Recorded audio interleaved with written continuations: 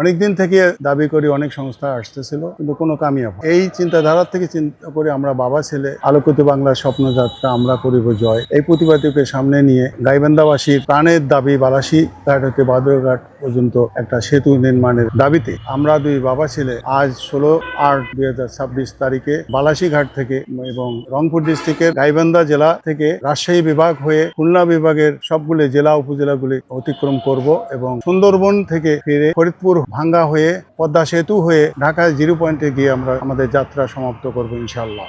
আমাদের এটা 75 নম্বর মিশন। 75 নম্বর মিশনটা সম্পূর্ণ এই বালাসীঘাট সেতুর দাবিতেই আমরা যাত্রা শুরু করব। আমরা মেইনলি বাংলাদেশের আনাচে কানাচে হেঁটে বেড়াই।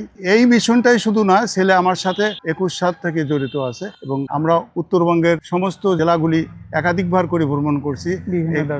গাইবান্ধা থেকে বাংলাবান্ধা পর্যন্ত 5 দিনে ভ্রমণ করছি। গাইবান্ধা থেকে হাতিবান্ধা পর্যন্ত 2 দিন 1 রাত্রে 150 কিলোমিটার পথ অতিক্রম করছি। আর রংপুরে 5 বার গেছি, বগুড়াতে 2 বার গেছি, তেঁতুলিয়া বাংলাবান্ধার থেকে টেকনাফ পর্যন্ত পায়ে হেঁটে আমরা একটা মিশন করছি, 50 নম্বর মিশন। তো আমাদের 74 নম্বর মিশন পর্যন্ত আমরা 3273 কিলোমিটার পথ অতিক্রম করছি। সেই সুবাদে ছেলেকে বলার কোনো অবকাশ থাকে না, সে আমার সাথে 21 সাল থেকে জড়িত।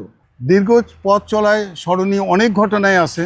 তার মধ্যে উল্লেখযোগ্য যে বঙ্গবন্ধু সেতুর পূর্ব পার রেল স্টেশন থেকে আমরা রাত্রি যাপন করে যেদিন রওনা দেই, সেদিন বঙ্গবন্ধু সেতুর উত্তর পার থেকে নিয়ে কোনাবাড়ি সখীপুর আনসার বাজার পর্যন্ত এই 85 কিলোমিটার পথ আমরা রাত 2:30টার সময় পৌঁছেছি। এটাই ছিল সবচেয়ে আমাদের সর্বোচ্চ দূরত্ব এবং আমাদের জন্য খুবই কঠিন এবং উল্লেখযোগ্য ঘটনা। আমরা নর্মালি জিজ্ঞেস রাজগার করি, এর পাশাপাশি আমরা দেখা যাচ্ছে হাঁটতে হাঁটতে যখন ক্লান্ত হয়ে পড়ি দুজন হাসি ঠাট্টা করি এবং দৃঢ় কল্পনা নিয়ে সামনের দিকে এগিয়ে যাই।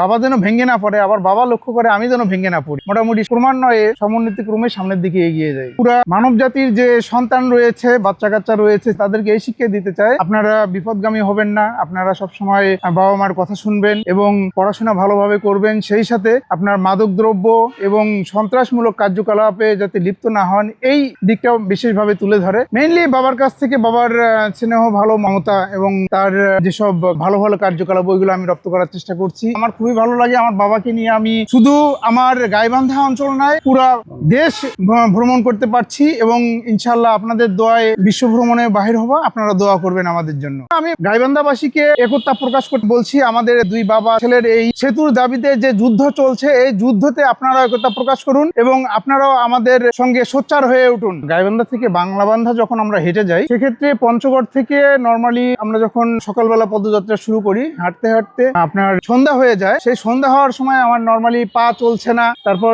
শরীর চলছে না। দুই বাবা ছেলে পাশের মাইল ফলকে আমি লক্ষ্য করলাম এখনো তেঁতুলিয়া ওখান থেকে 20 কিলোমিটার দূরে। তার মানে পা বলছে বাবা আমাকে মাফ করে দে, তুই আর সামনে যাস না। তখনই আমরা দুই বাবা ছেলে আমাদের মনোবলটাকে দৃঢ় করে যে আমাদের তেঁতুলিয়া যেতেই হবে এবং তেঁতুলিয়া গিয়েই আমরা আমাদের রাত্রিটা যাপন করব, সেই আলোকে আমরা হাসতে হাসতে দুলতে দুলতে আমরা আবার রওনা শুরু করলাম এবং অনেক কষ্ট হয়েছে। এই পথটি প্রায় রাত 2:30টা পর্যন্ত হেঁটে আমরা তেঁতুলিয়া থানায় গিয়ে আমরা পৌঁছতে সক্ষম হয়েছি। সবসময় মনে হয়েছে সামনে টার্গেট পুরো করতে হবে, সামনে ওখানে রাত্রি যাপন করব, সেখানে যেতে হবে। বিদায় আমরা রাত 2:30টা পর্যন্ত হাঁটছি এবং সেই হাঁটিয়ে সেই জায়গায় পৌঁছে তারপরে বিশ্রাম নিচ্ছি।